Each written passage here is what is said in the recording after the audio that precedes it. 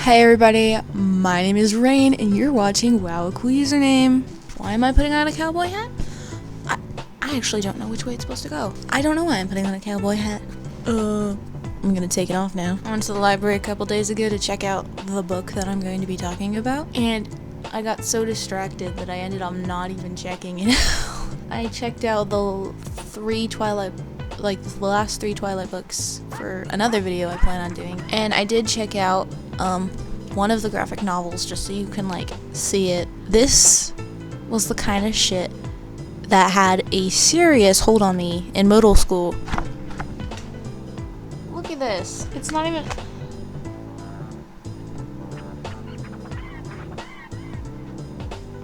That's some good shit, okay? So yeah, I didn't even get to check out the actual book, just the graphic novel.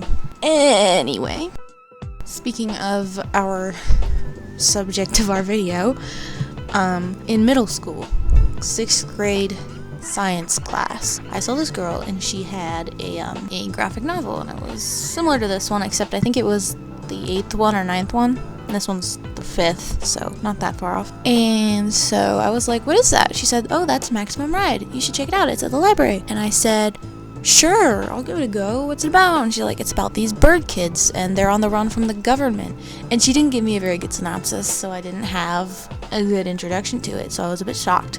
So I read through all the mangas, which they're called mangas, but they're not actually mangas. You read them left to right like you would with any book in English, and you don't read it right to left, manga style. So I wouldn't really call it a manga, but it is a graphic novel, and it has been published by that Yen Press place, which does publish manga. So, back to 6th grade. I checked it out. I checked out the second one of the graphic novels on accident because I didn't realize that it was the second. So, I read through that. Then I went back and I checked out the first. And then I read through literally every single one of them. And I was like, holy shit, this is so good. And then I realized, wait, it was originally a book series. Let me read that. Hand it over. Again, the library had all those books too, so I read that. Oh my god.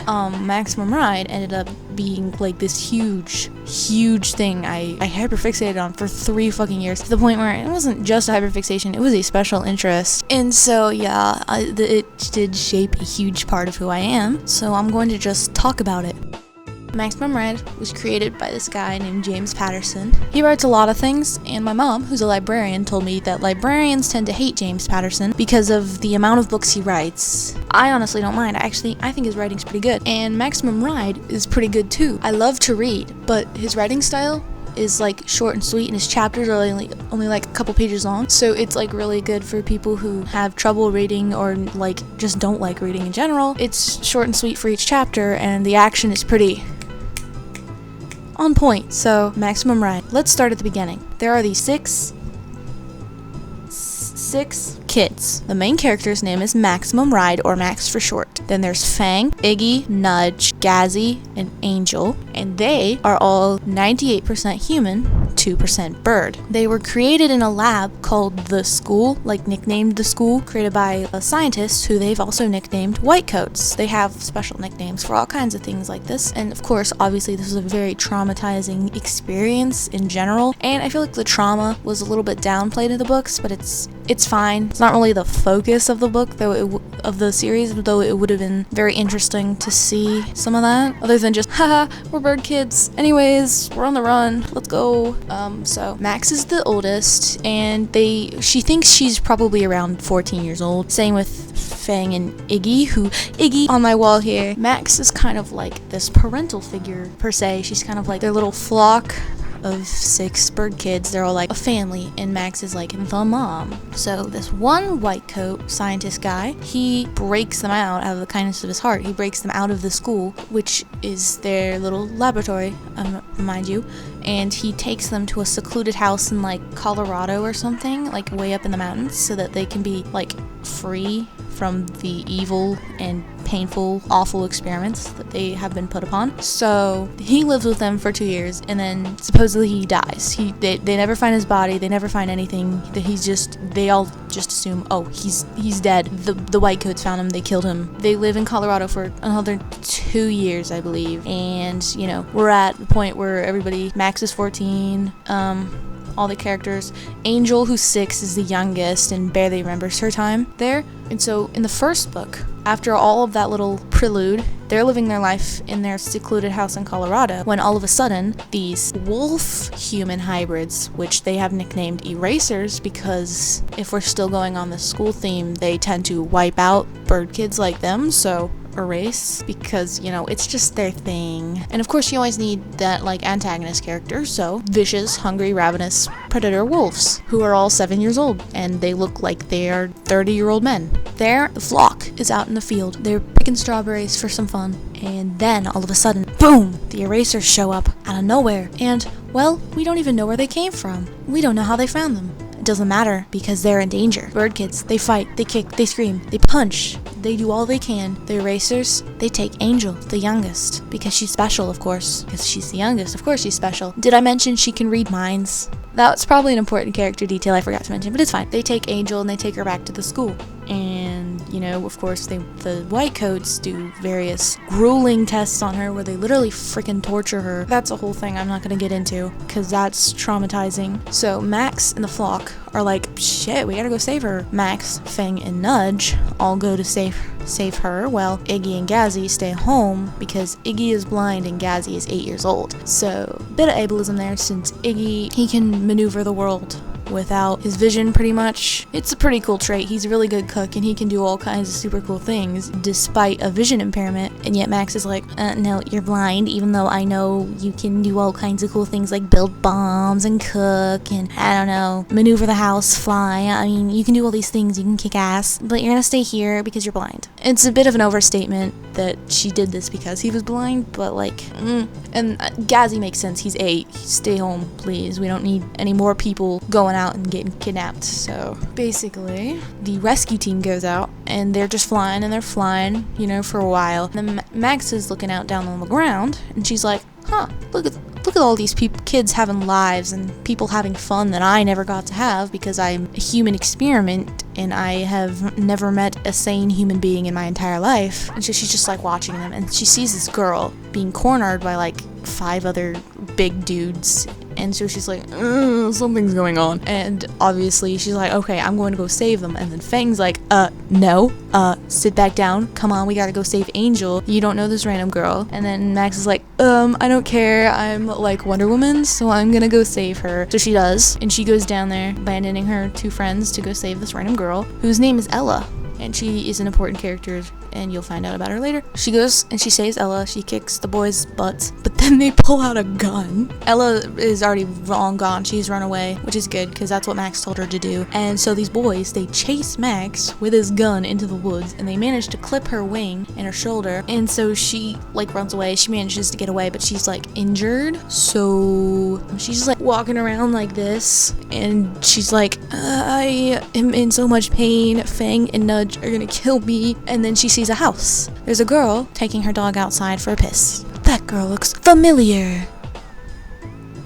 That's the girl I saved! And it is the girl she saved. That's Ella. And so she, like, slinks out of the shadows all creepy like, Ella, I'm bleeding. And then Ella's like, oh my god, why didn't you go to the hospital? And then Max is like, because I'm a bird kid. And she didn't explicitly say that, but that's the reason why she didn't go to the hospital, because she could have gotten found by the white coats. And so, Ella's like, let me go get my mom. She's a veterinarian. She could probably help you, because she can probably help your shoulder. And so, you know, she goes inside their little house and she's taken to the bathroom, sat in the tub. Like, the mom comes in, Mrs. Martinez, and she, you know, is like, here, let me look at your shoulder. And then she's like, what's this? And then it turns out she's fucking wings. And Dr. Martinez is like, oh, you have wings. Okay, I need to check damage. And since she's a veterinarian, she's kind of used to looking at animal parts more than human limbs and stuff. So, you know, it's no brainer. She's like, this girl has wings? Okay, I don't fucking care. Let me just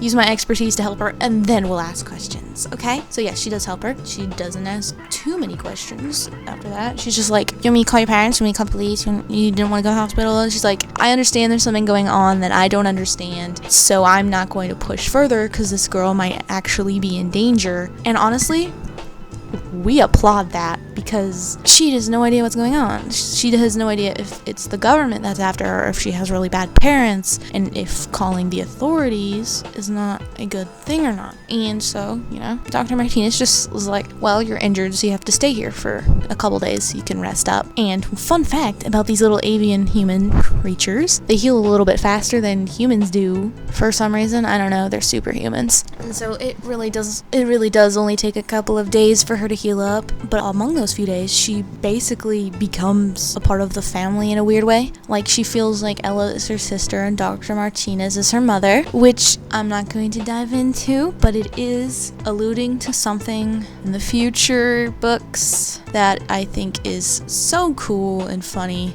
Then Dr. Martinez takes her to the vet hospital, the animal hospital, to give her a little x-ray to make sure everything's looking fine and that she didn't injure any bones somehow. So, she gets a little x-ray, and then Dr. Martinez is like, there's something that's not supposed to be here. So she's like, what is that? And she's like, it looks like one of those little dog tags, like little GPS trackers we put on show dogs and stuff, like the really expensive kind. But it looks like it's been there since you were 7 or something, and it's grown around your veins and your nerves have grown around it. And Max is like, what? There's a tracker on me? That's no bueno. That's no bueno. No muy bien. Mal. Muy mal. Very terrible. It's a very bad thing. No bueno. And Max is like, get it out of me. Get it out. Please. I don't want it. Obviously, because she's being tracked by the people she does not want to be tracked by. And Dr. Martinez obviously was like, well, I don't know if I can do that because you might lose the ability to use your arm. And Max is like, take it out. I don't care. I don't want to be tracked. And Dr. Martinez is like,